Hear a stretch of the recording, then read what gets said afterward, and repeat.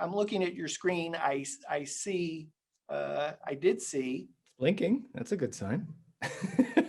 Yeah, so great. So it's back on the screen. It looks like I may have an artifact on the screen that's unrelated.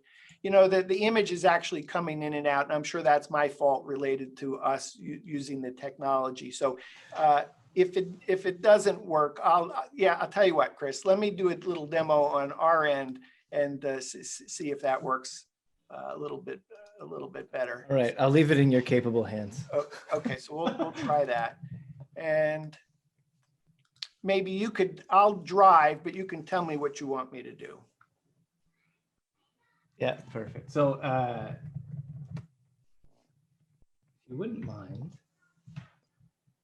All right. Okay, well, we're going to do the whole webinar looking this way. My monitor just shut off. Okay, so I'm looking at an iGUIDE. Yep. So I can look all the way around. Correct. Yeah. So you've got full 360-degree range of movement. It differs from some tours in that you can look up all the way and you can look down all the way. So looking up all the way toward the zenith, obviously is the ceiling, but that's valuable. And then looking down all the way, it's going to show you a cover typically over the camera system, a patch or an image covering the nadir. Okay, and that would be the photographers. That wouldn't say iGUIDE. Correct. That's exactly right. Typically it's used for photographer branding, and you can customize that image to be whatever you want. Okay, so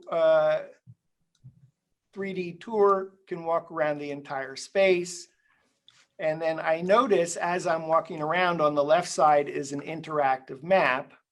That's right. So, and as I move, it also knows which way I'm looking in the house. You got it. So it's going to show your field of view there connected to the hotspot that you're currently looking at. If I don't want to look at that, I can resize it.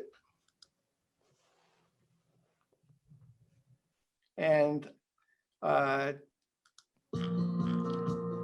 you can have it autoplay music. Yep. Okay. The way people typically interact with the tour is that they're, typically a home buyer or someone who's trying to get information about that property. So what they usually do is they try to get that information as quickly as possible. And that's almost always done via the floor plan navigation. So they look at the floor plan, they see something of interest, and then they click on it.